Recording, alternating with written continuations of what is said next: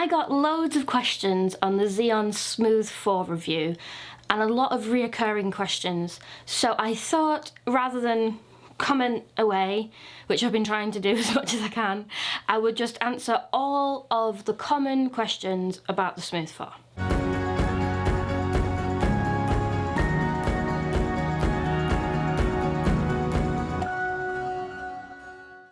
Number one on the list is Android compatibility. The Zhiyun app has now been updated and all of the major phones, usually the Samsung phones, I will leave a list of compatible phones here, are now supported.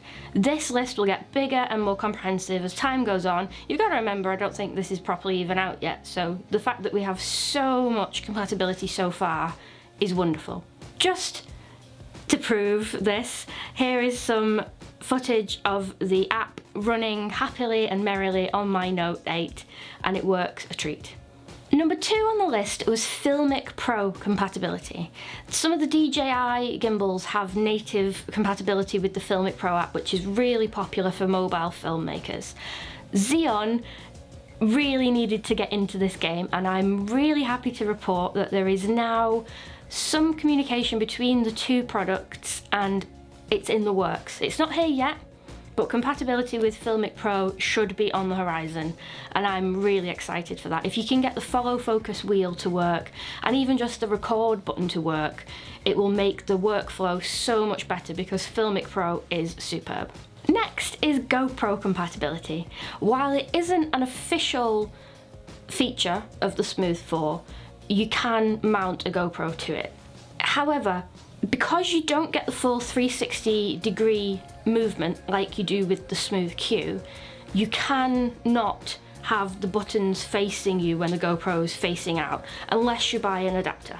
But if you have a Smooth 4 with you and a GoPro, with a little bit of codging, I've used everything from bottle caps to lip balm to AA batteries.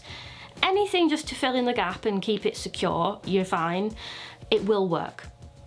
It will work better on the Smooth Q because you can turn the gimbal into selfie mode and have the joystick with you, but it will also work on the Smooth 4. I haven't tried the official adapters that you can buy yet, but as long as they're under the weight limit, which is 210 grams on the Smooth 4, I don't see why it would be an issue. So it's a little bit of extra added value if you're thinking about buying the Smooth 4. So speaking of the Smooth Q, a lot of the questions were, how does the Smooth 4 compare to the Smooth Q? Because the Smooth Q was absolutely a flagship for its time. I adore that mobile gimbal. It's great. It's so simple, but it definitely does the job. So I thought I would do some quick comparisons to sort of show you how the Smooth 4 and the Smooth Q compare. As I just mentioned, one of the major things is the Smooth Q has the full 360 rotation.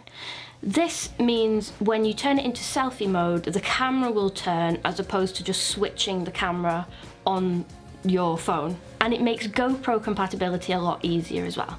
In theory, you should be able to do a 360-degree time-lapse with the Smooth Q and only a 240-degree time-lapse with the Smooth 4, which is the rotation capability of that model. Now, aside from these two very niche sort of uses, you know, turning it inverted for selfie mode and GoPro use, the full rotation doesn't make too much of a difference, but if you are using it with a GoPro, probably the Smooth Q would be a better idea.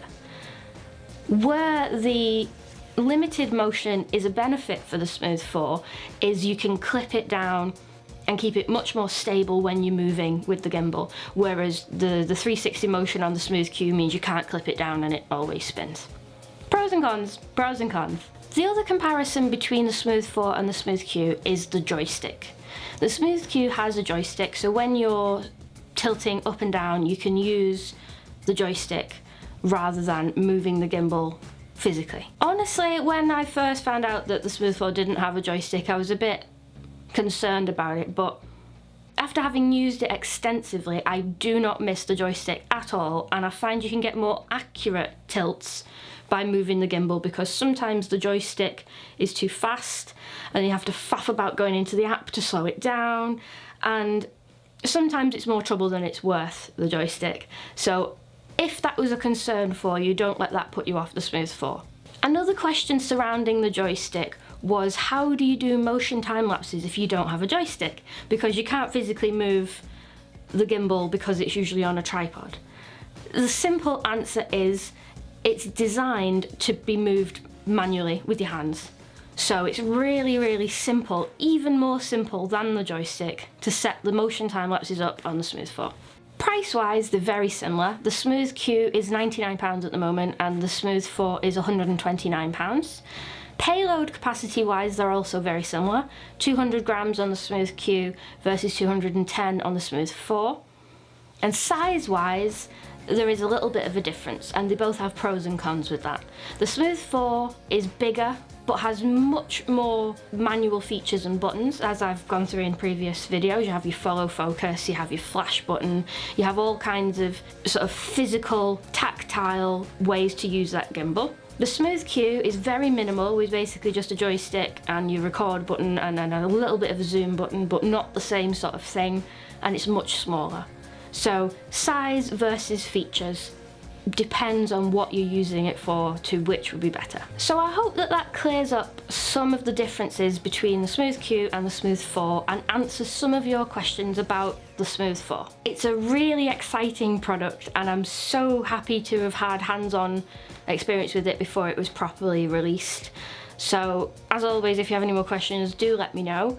But hopefully I've covered quite a few in this video for you. Thank you so much for watching, and if you like tips and tricks on gimbals, photography, Micro Four Thirds stuff, stick around, subscribe, why not?